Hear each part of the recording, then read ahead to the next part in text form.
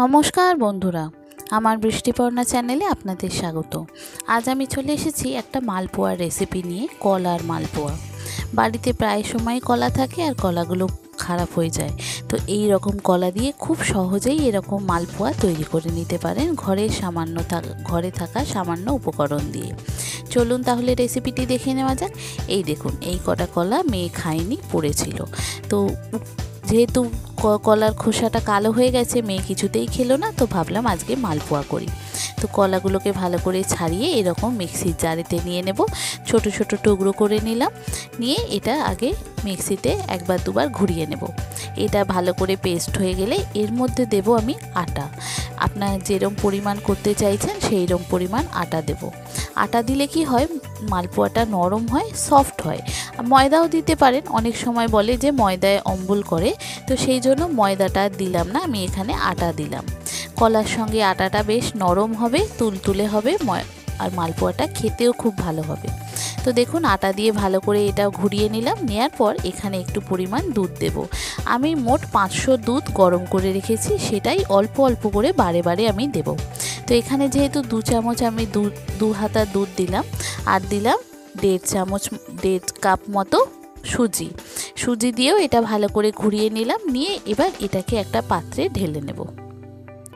দেখুন, ব্যাটারটা একটু ঘন হয়ে গেছে। যতটা পরিমাণ দুধ লাগবে, ওই ঈষৎ উষ্ণ যে 500 দুধ আমি গরম করে রেখেছি, সেই দুধটা থেকে অল্প অল্প করে দুধ দিয়ে এটাকে ভালো করে মাখতে হবে।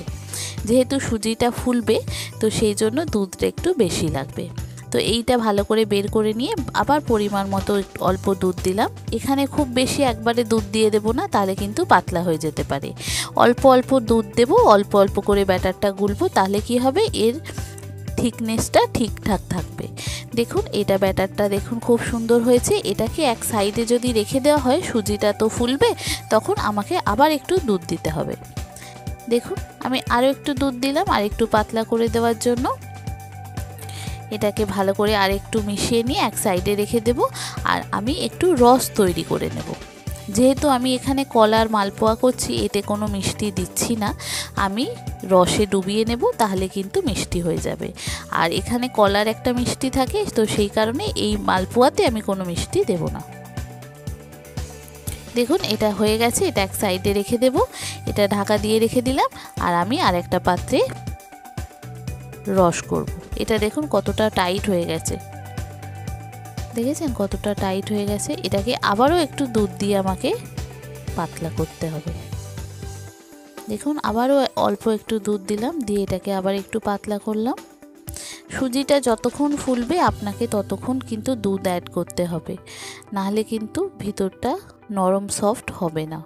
দেখুন, এই থিকনেসটা এই রকম ঘনত্বে আসতে হবে।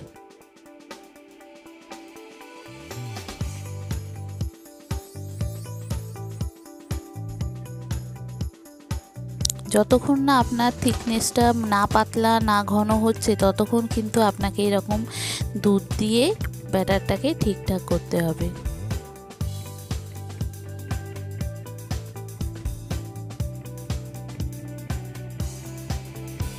এবার আমি এদিকে এক সাইডে রেখে দেব, দিয়ে একটু চিনির রস তৈরি করে নেব।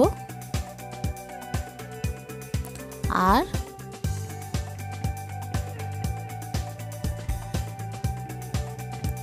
ভাজবার আগে একটু খাবার সোডা দিয়ে দিলাম পরিমাণ মতো।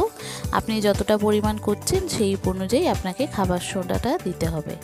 দিয়ে এটাকে ভালো করে নেড়ে নিয়ে এক সাইডে রেখে দিলাম। আর একটা কড়াইতে চিনির রস তৈরি করব। তো আমার রস একটু ছিল, আর আমি এখানে 1 কাপ চিনি নিয়ে 1/2 কাপ জল দিলাম, দিয়ে এটাকে ফুটিয়ে নেব। আর ওই যে চিনির রসটা আমার ছিল, সেই চিনির রসটা এর মধ্যে ঢেলে দেব। একটু এলাচ দেব, আর আপনি এখানে চাইলে ফুড কালার দিতেই পারেন। আমি এখানে ফুড কালার যেহেতু রসটায় দেওয়া ছিল, আর ফুড কালার দেব না, একটু এলাচ দেব, দিয়ে এটাকে গরম করে নেব। আর এটা ওই 1 তার 2 তার করার দরকার পড়ে না, মোটামুটি একটু রস হলেই হবে। এবার রসটা এদিকে গরম হতে থাক ততক্ষণে। তারপরে আমি এখানে একটা ফ্রাইং প্যান বসিয়ে আস্তে আস্তে একটা একটা করে ভেজে নেব। বন্ধুরা, রেসিপিটি যদি ভালো লাগে তাহলে আমার চ্যানেল বৃষ্টিপর্ণাকে অবশ্যই সাবস্ক্রাইব ও ফলো করে দেবেন, আর পাশে থাকার বেল আইকনটি অন করে দেবেন। তাহলে ভিডিও আপলোডের সাথে সাথেই আপনাদের কাছে নোটিফিকেশান চলে যাবে ভিডিও আপলোডে। কেমন হলো রেসিপিটা অবশ্যই জানাবেন, ভালো লাগলে একটা লাইক ও শেয়ার করে দেবেন।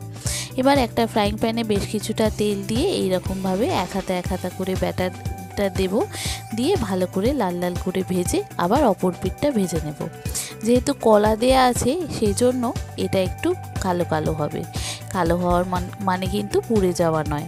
আর যদি আপনি এখানে কলার পরিমাণটা কম দেন, মানে ধরুন একটা কি দুটো কলা দেন, তাহলে কিন্তু আপনার এখানে মালপোয়াটা সাদা সাদা হবে। তো এখানে যেহেতু আমার কলার পরিমাণটা খুব বেশি আছে, তো এখানে কলার মালপোয়াগুলো কিন্তু আমার কালো কালো হবে। দেখুন, অল্প তেলে ভাজলে কি হয়, এটা একটু চ্যাপটা চ্যাপটা হবে আর ভাজাটাও খুব ভালো হবে। দেখুন, এরকমভাবে উল্টে পাল্টে আমাকে সব কটা ভেজে নিতে হবে। যে সমস্ত নতুন বন্ধুরা আমার ভিডিওটি দেখছেন অথচ আমার চ্যানেল বৃষ্টিপর্ণাকে সাবস্ক্রাইব ও ফলো করেননি, তাদেরকে অনুরোধ করব আমার চ্যানেলকে সাবস্ক্রাইব ও ফলো করে দেওয়ার জন্য। তাহলে নতুন ভিডিও আপলোডের সাথে সাথেই আপনাদের কাছে নোটিফিকেশান চলে যাবে ভিডিও আপলোডের। কেমন হলো রেসিপিটা অবশ্যই পুরো ভিডিওটি দেখে আমাকে কমেন্ট করে জানাবেন, ভালো লাগলে একটা লাইক ও শেয়ার করে দেবেন। আমি এইভাবে এক এক করে সব কটা মালপোয়া করে নেব। নিয়ে যে রসটা গরম করেছি সেই রসের মধ্যে ডুবিয়ে দেব। রসের মধ্যে জাস্ট 1 মিনিট কি 2 মিনিট ডুবানোর পর তারপরে এটা একটা ছান্তায় তুলে এটা রসটা ঝরতে দিয়ে দেব। এইভাবে আমি পুরো মালপোয়াগুলো করেছি। আর যেহেতু আমার বাচ্চা কলা খেতে চায় না, এইভাবে মালপোয়া করে দিলে কিন্তু ও অনায়াসেই এটা খেয়ে নিতে পারে। আর এটাতে আপনি যদি রসে না ডোবাতে চান সেটাও করতে পারেন, ছোট বাচ্চারা খাবে। এই ভাজাটায় যথেষ্ট মিষ্টি আছে যেহেতু কলা দেওয়া, তো এটা এমনিও খেতে পারে। আর আমি একটু রসে ডোবালাম যাতে একটু মিষ্টিটা ভালো হয়। তো এখানে দেখুন, গরম গরম রসের মধ্যে একটু ডুবিয়ে রেখে দিলাম, দিয়ে তারপর এটাকে তুলে রসটা ঝরানোর জন্য ছাঁচায় দিয়ে দেব। সেখানে কি হবে, রসটা এইখানে এইরকম ঝরে যাবে। তারপরে এটাকে উপর থেকে পেস্তা কুচি দিয়ে ডেকোরেট করে সার্ভ করলেই রেডি কলার মালপোয়া। খুব সহজে হয়ে যায় আর খেতে অসাধারণ হয়। আগে না খেয়ে থাকলে এইভাবে একবার ট্রাই করতে পারেন, কথা দিচ্ছি খুব ভালো লাগবে। খুব সহজে হয়ে যায়, বাড়িতে থাকা উপকরণ দিয়েই হয়ে যায়। দেখুন, বাড়িতে দুধ, আটা, কলা পড়েই থাকে লোকের বাড়িতে। সবার বাড়িতে বাচ্চা থাকলে এরকম সব জিনিস থাকেই, তো সেইটা দিয়েই এই রকম কলার মালপোয়া একদম সহজে তৈরি করে নিতে পারেন। দেখেছেন পরপর এগুলো কি সুন্দর রসে ডোবানোর পর হয়ে গেছে, একটুকু কিন্তু ভাঙছে না, আর একদম সুন্দর সফট নরম হয় খেতে। আগে মালপোয়াগুলো সাজিয়ে দিলাম, এবার উপর থেকে আমি দিয়ে দেবো একটু পেস্তা কুচি, দিলে উপরটা দেখতে খুব সুন্দর হয় আর খেতে অসাধারণ হয়। এইভাবে করলে আপনি রসে ডোবাতেও পারেন, নাও পারেন। আমি একটু রসে ডুবিয়েছিলাম। আর কলার মালপোয়া, যেহেতু কলা প্রচণ্ড মিষ্টি, মালপোয়াগুলো এমনি মিষ্টি হবে। ছোট বাচ্চাদের অনায়াসেই খাওয়াতে পারেন। আমার মেয়েকে তো এইভাবেই খাওয়াই। আপনাদের কেমন লাগলো পুরো ভিডিওটি দেখে আমাকে কমেন্ট করে জানাবেন, ভালো লাগলে একটা লাইক ও শেয়ার করে দেবেন। আর নতুন যে সমস্ত বন্ধুরা দেখছেন আমার ভিডিওটি অবশ্যই সাবস্ক্রাইব ও ফলো করে আমার পাশে থাকবেন। দেখেছেন কত সুন্দর দেখতে হয়েছে, খেতে অসাধারণ হয় এইভাবে করলে কলার মালপোয়া। আগে না খেয়ে থাকলে ট্রাই করতে পারেন এইভাবে, খুব সহজে আপনাদের সঙ্গে শেয়ার করলাম। ভালো থাকবেন, সাবধানে থাকবেন, সুস্থ থাকবেন। থ্যাংক ইউ বন্ধুরা।